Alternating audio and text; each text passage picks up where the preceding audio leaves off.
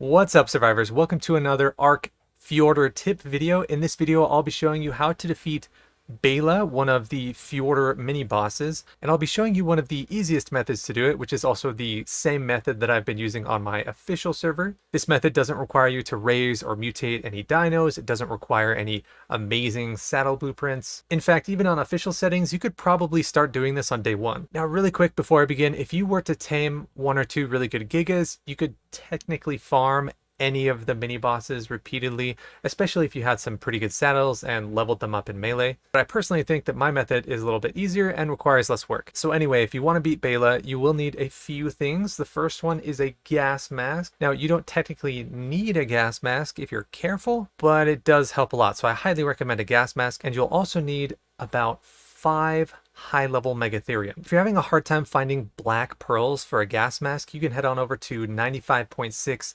78.8 at the very end of the Wyvern Trench down here by the volcano. If you head inside this cave, this is where the magmasaurs spawn.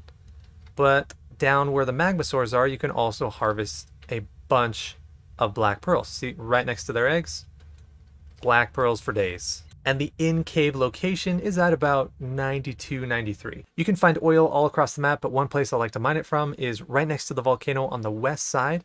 And then as for sap, to make the absorbent substrate, you'll probably want to make yourself a tree sap tap. You can hook that up to any of the big trees in the redwoods and then just wait for it to fill with sap. As for taming megatheriums, you can find a lot of them at the northwestern snowy area on the map at about 4.7, 28.2. I've seen a lot spawn here, but they also spawn all along these snowy ridges. But possibly the absolute best place to tame megatheriums and to find Ovis for getting mutton is in Jotunheim. You can teleport to anywhere in that realm and you'll definitely find a megatherium without even trying. The only problem is this place is pretty cold, so definitely come prepared. If you'd rather use honey to tame the megatheriums rather than chasing down Ovis and always trying to get mutton, you can head on over to the bee cave at 4.1, 47.4.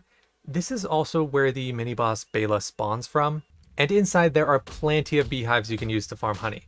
And just by way of like an extra tip, if you head on east of that bee cave, right where the border is between kind of the autumnal looking area and just kind of regular foresty green area, there is a bear cave here. And outside the bear cave, you can sometimes find these rocks with like a little bit of yellow on top of them. And if you look close, oh, there's one right there. It's actually honey on top of that rock. You can farm these rocks for honey. The location of this one is at 18.2, 57.3.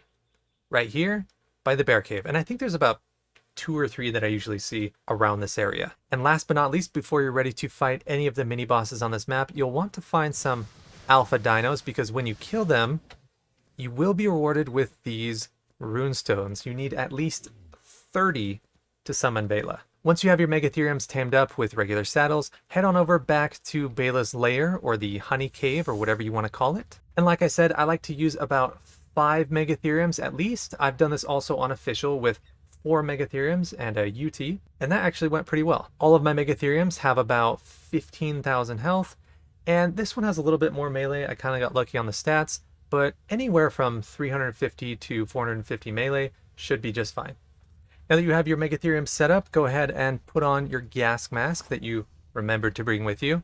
Then head on over to this terminal. The exact location of the terminal, real quick, is 7.244.8. Right there. Select the terminal. I've already put a bunch of these rune stones in there, so just go ahead and use 30 to summon Bayla. It takes maybe just 10 to 30 seconds for her to spawn. And I might fast forward some of this fight, but I'll show you guys some important parts to the fight. There are about 2 separate phases that she goes through. So right at the beginning here, she summons a bunch of her little bug spawn, which is perfect for the megatherium. If you can get more than a couple of them to kill those bugs, they'll all get the extra buff. It looks like this time only one of them got it, but that's okay because she'll spawn more later.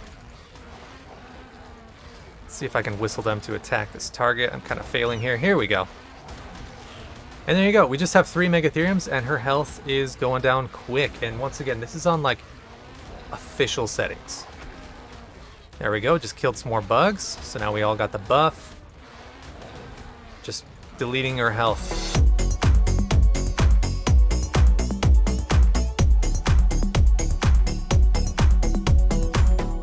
Alright, here's her second stage that she does, and she cycles between this and the first stage. During this secondary stage, she'll fly around and she'll shoot kind of these gas poison balls at you that do tranquilizing and a little bit of like gas damage, which is why you have your gas mask on. She usually does this for like about a minute. Sometimes if she backs into a corner like she is now, I might be able to get the megatheriums to attack her while she's there. Let's see if I can get a little closer here. Oh, she got out. Oh, and now she's coming down a little bit lower. She's about to transition back to her first stage. You can usually tell because she summoned some more bugs. She'll probably land pretty soon and start walking around if my megatherium gets out of the way.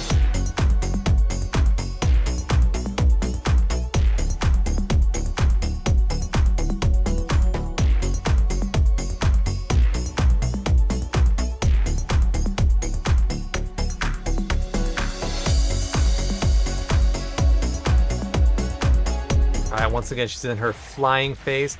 While she's in this kind of flying phase, don't let your megatheriums run off or chase her down this hallway. If she gets too far from her boss arena, she'll reset to the middle and regain all of her health. And you don't want that to happen. Looks like she's a little stuck over by this beehive, so let's see if we can get those megatheriums to go attack her. Come on, megatheriums. You guys are lazy. Whatever, I'll attack her myself.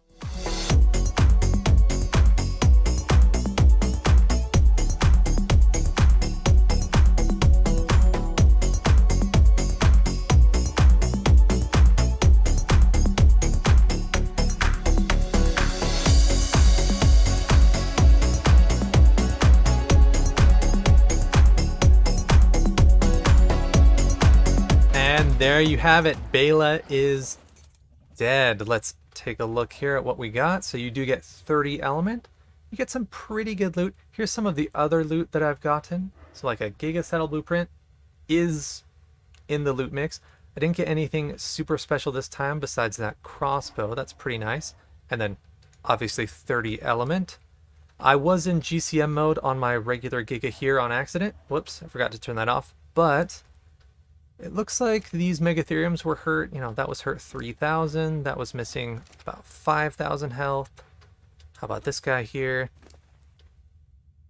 Missing about 3,000. So 15,000 health might be overkill. Maybe you would do better to put more stats in their damage. I mean, this one only has 315% damage, so you don't need amazing dinos to do this. Also, one thing to note, if you're trying to farm these mini bosses for elements, you can only summon each mini boss once every hour, I believe it is.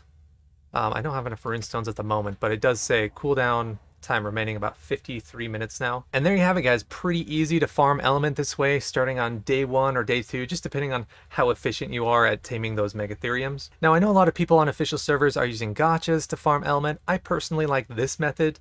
It's just a little bit more fun than feeding a bunch of stone and kind of going through the monotonous work of trying to get element dust from gachas and then converting that to element. And you also get some pretty good loot in the process. That's it for this video, guys. If you found this helpful or useful in any way, please be sure to like, comment, and subscribe, and I will see you next time.